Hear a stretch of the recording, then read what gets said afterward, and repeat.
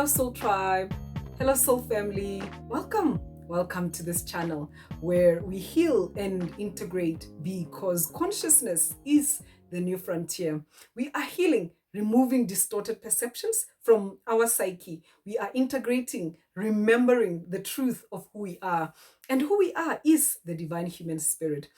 Connected to God, connected to life, connected to each other, connected to all that is. Welcome, welcome. Don't forget to like, don't forget to subscribe, don't forget to share these videos with kindred spirits. All right. What are familiar spirits? They are demonic spirits that torment human beings day and night. They are disincarnate spirits that are assigned to groups of people who are related by blood or karma or soul connection, among others. They are assigned by rulers and principalities of the dark world. They do this tormenting from the day you are born until you die, unless there is divine intervention, spiritual intervention. They make life on earth very hard and cause people to feel powerless and hopeless, to see the gift of life as meaningless. This is all intentional, of course. It is to spite the creator of this whole thing, to spite the creator of life. I mean, if this doesn't sound like a narcissist, then I don't know what does. Familiar spirits work for the rulers and principalities of the so called dark matrix or the dark paradigm of oppression to maintain darkness on earth and to keep every human being from ascending or spiritualizing or becoming Christed. They do this by keeping people disconnected from themselves and God, and instead living in a false illusion or overlay version of reality where truth is distorted and perverted. They do this because when human beings truly connect to God and ascend, they become Christed. That means the Christ principle, which is light, automatically dissolves them since they are darkness. So it is a survival thing on their part. They are here to prevent the light from ever shining, and they are aware that empaths are the one that have that potential to shine that light. So, how do these familiar spirits enter people's lives? They are part of your bloodline, usually, for many generations. Usually, they are as a result of good people either marrying into wicked families, for example. Also, they are a result of blood covenants between previous generations and demonic spirits in exchange for power. Usually, these demonic spirits would be the overlords in the lower astral plane, the rulers and principalities. Most families that have some kind of prestige in society, such as those who rule or lead communities or nations, are often pledged to these dark spirits, and their entire future bloodlines have also been pledged. Narcissists are more often than not the ones who enter into these demonic contracts and dedicate their descendants. They are, however, not the only ones who do this. Anyone can be deceived by these spirits. How do they affect your life? Number one, they interfere with your aura, your energy field, such that you vibrate at a lower vibrational frequency. That frequency of powerlessness, that frequency of depression and oppression, that frequency of bitterness, the frequency of dog eat dog. Number two, they are the phantoms and shadows and dark clouds that often follow you around in life. If you are a narcissist, they cause you to destroy people's lives, and they empower you to do this by giving you special abilities of deception, manipulation, and control. However, they cannot protect you from karma and the abyss. Number 3, they cause mental and physical ailments as well as relationship problems. Number 4, they lead you into the path of self destruction. They harm both narcissists and empaths. Familiar spirits are demonic spirits, so they don't really have friends per se, and they can't really be benevolent, even to their own kind. They will cause the narcissist to be depressed. They will cause the narcissist to feel, that sense of inferiority. I mean, a narcissist lives in a perpetual hell. You understand? A narcissist lives in a world where they are being tormented day and night. It's very dark. No light ever comes there. You understand? And so the only form of empowerment that he has comes from these evil spirits, whereby there is an exchange between him and them. As long as he is willing to deceive and destroy people's lives and steal their energy, they are willing to give him the special abilities to do so, the abilities to deceive, to manipulate. All right. That's that exchange. And the narcissist sees it as a fair one because he has no empathy or a conscience. Number 5, their mark on your life is that feeling of disconnection from life. And this is because they disconnect you from an organic timeline and connect you to an inorganic timeline. So when you feel that foggy feeling, when you feel that feeling of disconnection, of emptiness, of feeling lost, the reason why you feel that way is because you are not in an organic timeline. You have been plugged into the matrix. You have been plugged into a lower timeline. And as long as you are not in your true, authentic state of being, you will feel foggy, you will feel disconnected, you will not feel alive. Now let's explore the 3 familiar spirits. Number 1, the controlling spirit. This spirit rearranges your reality from childhood. It rearranges your perceptions and your filters through conditioning, through abuse, and through trauma. It sets you up to be codependent since it breaks your psyche and leaves it broken. This is precisely so that you can be a spiritual slave of the narcissists in your life, who are the embodiment of this spirit. I need to explain this whole thing of narcissists being the embodiment of this familiar spirits. Narcissists make perfect hosts for demonic entities because they are psychologically and genetically designed for destruction. And so when a demon possesses a narcissist, there is no battle there because the narcissist automatically assumes that what the demon wants is what he wants. Therefore, through the narcissist, these demonic entities get to inhabit the earth, they get to participate in the physical plane. Now back to the controlling spirit. This spirit sabotages your growth and your independence. It wants to keep you controlled and oppressed so that you don't escape the matrix of narcissism. It works with and serves controlling narcissistic parental figures and spouses on behalf of the dark rulers and principalities of the dark paradigm. You know the spirit is at work in your life when, number 1, you can't leave your home or break free from your parents' control. Number 2, you yourself have control issues because you feel powerless. Number 3, you are always dealing with people who are somehow controlling your life. Number 4, you fear independence, and each time you try to break free, you end up going back to your controllers. Number 5, you suffer from depression, anxiety, and low self-esteem.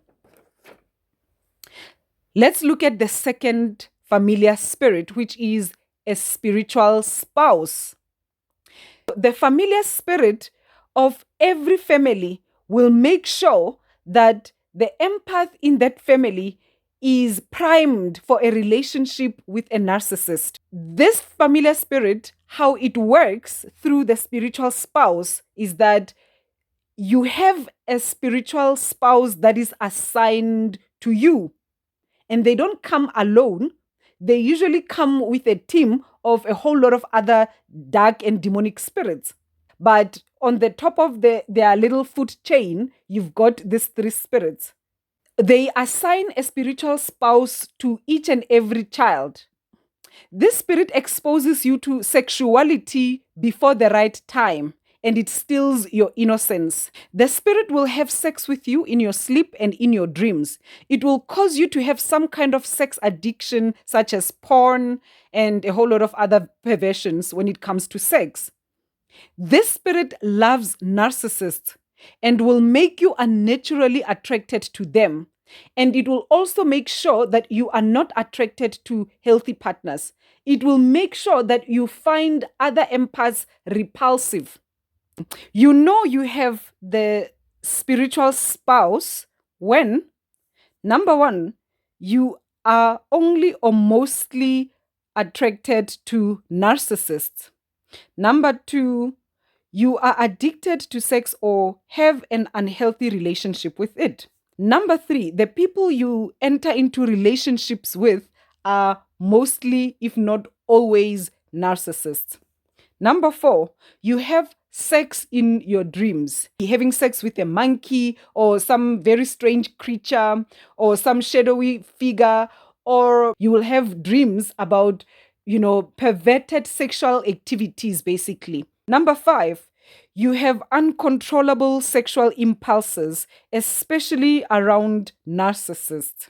An example of this uncontrollable sexual impulses have to do with the fact that you will keep sleeping with someone who is abusing you.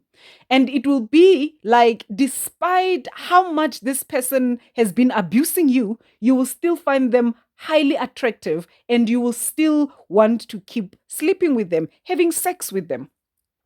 Number 6, you can't be single for too long. Number 7, your romantic relationships are destructive. Let's look at the third familiar spirit, which is a monitoring spirit. Now, these are spiritual spies. And so what they do is that they show up in the form of, shadowy figures in your corner, or, the shadows that show up in your dreams or in your sleep paralysis. And they tell your controllers what you are up to so that they can prepare the next narcissist that will come up in your life. They read your thoughts and dreams. That's why you almost always find them watching you as you are sleeping. They are reading your dreams. Monitoring spirits are the reason why your next narcissist seems to be a little bit of an improvement from the previous narcissist. Maybe the previous narcissist was a serial cheat. This new narcissist will present himself as someone who does not cheat. And of course, as soon as you enter into a relationship with him, then he will start cheating on you, literally pouring salt on that wound that you have of being cheated on. So the reason why the new narcissist always seems to be an improvement of the former one is because monitoring spirits, they provide the intel to the controllers in your life. And of course, this information is shared within the grid of the dark matrix. These spirits, the monitoring spirits, violate your divine privacy and they report to your controllers so that they can know exactly how to destroy you. You know you have a monitoring spirit when, number 1, you have nightmares and sleep paralysis. Because these demons sometimes get too carried away as they are watching you, and then they just want to kill you because they are depraved, you understand? Number two, you see shadows, and you see those phantoms, you see very strange things, and these are not pleasant spiritual activities. They are frightful, uncomfortable, very concerning spiritual activities that will be taking place. Number three, you feel unpleasant goosebumps or just a dense and a dark energy around you. You just sense some very, very low vibrational frequencies around you. Number four, there is a narcissist in your life. And of course, you and that narcissist are not seeing eye to eye. So, those are the three monitoring spirits and how they basically operate in your life and how they operate here in the world. Now, let's look into solutions. Number one, it is very important to get knowledge, because as long as we are still operating from that paradigm where we are just looking at narcissism and every strange thing that happens around narcissism as just a mere, mental health issue, we are not going to get anywhere with regards to solutions, with regards to true healing. Because remember, even the mental health profession itself has little to no tools when it comes to addressing the problem of narcissism.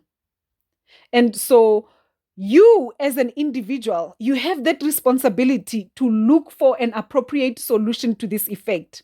And since we are spirit beings, before anything else, we are spirits. We need to look into the spirit for solution. So we need to understand the spiritual nature of narcissism. So we need to get knowledge. We need to understand, how demons have become part and parcel of our lives, how they have become part and parcel of our reality. And we need to also understand the importance of God in our lives as a counterforce to these things. Which brings us to number two. It's very, very important to begin to invite God in our lives. Never has it been more important to acknowledge the authority and the divinity of God in our lives than it is today. We need to remember God. It doesn't matter what spirituality or what religion you are practicing, whether you are Catholic, whether you are Hindu, whether you are Buddhist, it does not matter as long as you are serving the light and the highest good for humanity, as long as you have a relationship with God. Number three, prayer and meditation.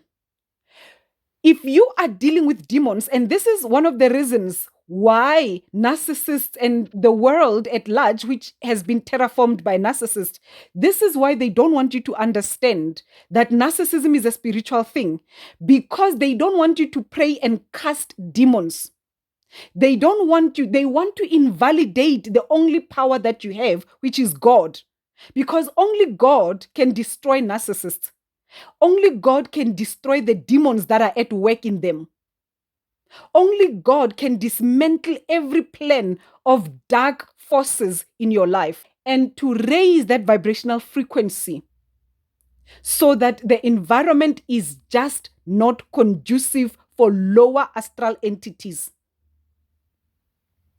All right. So you have to pray and meditate.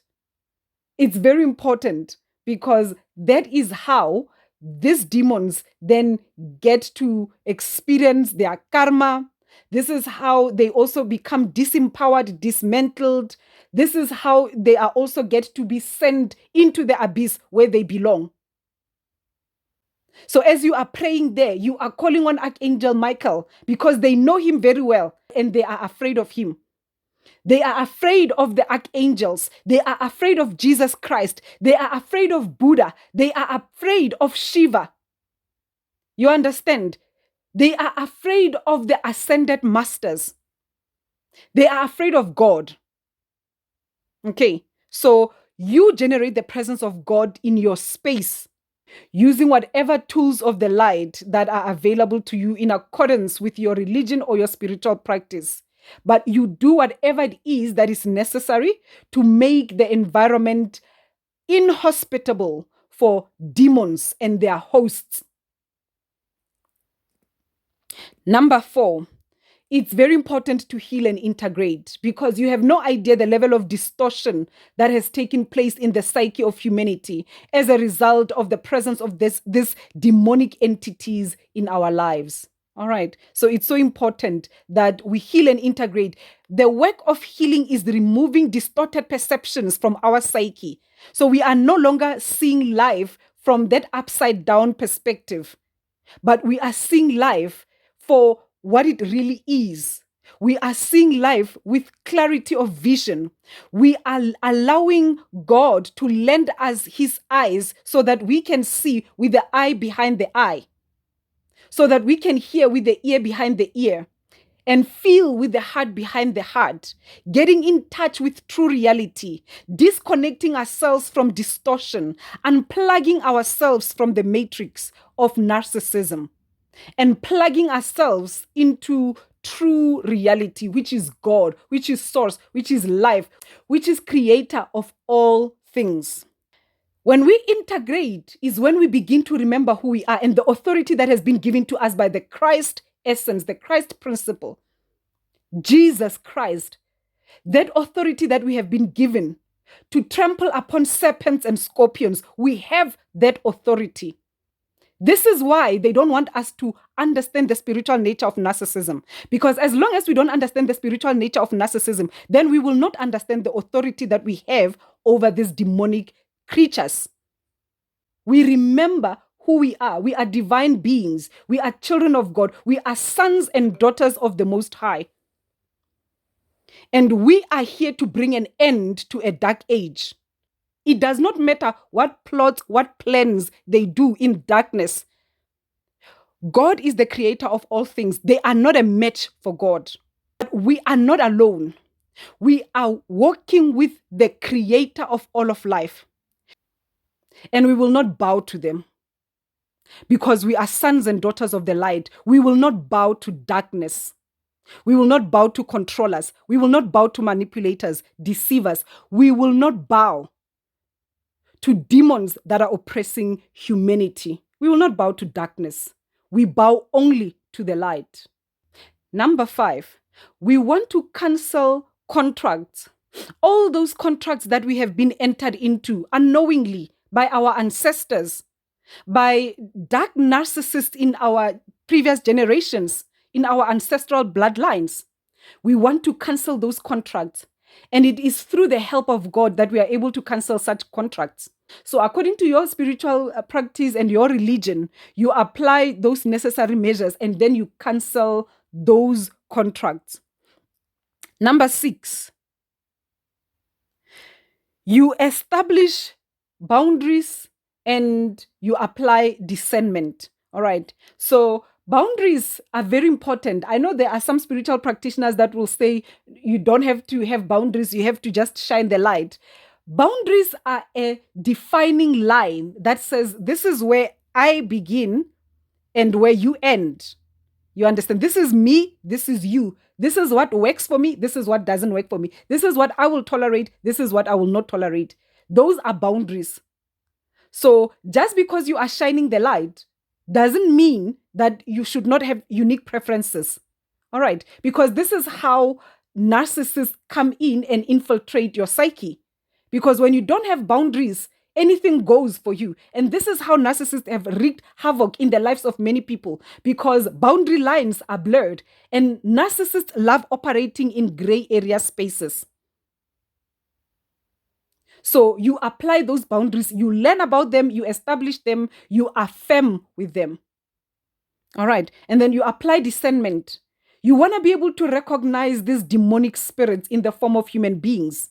See them for what they are. Do not create an overlay with regards to whatever it is that you are seeing in front of you. See it for what it is. When you see them, they know you see them too. Do not be afraid, because we have not been given the spirit of fear. We have been given the spirit of love. We have been given the spirit of power. And we have been given the spirit of sound-mindedness. We are led and protected by Christ. We have a whole host of heavenly beings that are supporting us, that are working with us, that are on our side. That's why we are still here, despite all the attacks, all the onslaught that we have been taking from narcissists our entire lives. We are still here. We are still standing because of the Christ essence, because of all the heavenly hosts that are helping us. They will continue to help us until we have completed our mission in this world. All right. We are here to ascend. We are going to ascend no matter what. They are not going to stop the light. They are not going to prevent us from spiritualizing. They are not going to prevent us from doing what we are here to do, which is to shine the light. Number 7, and the final one. You want to love truth. You want to love reality. So basically, you are no longer going to flirt with lies. You are no longer going to flirt with perversion. You are no longer going to flirt with those gray area situations, because those are initiations into the narcissistic matrix. All right. So you are no longer going to flirt with those things.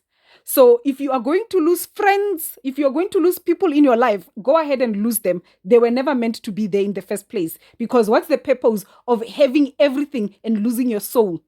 So if you are standing there and you are seeing a snake or a crocodile in front of you, don't pretend that you are seeing an angel. It is what it is, and see it for what it is.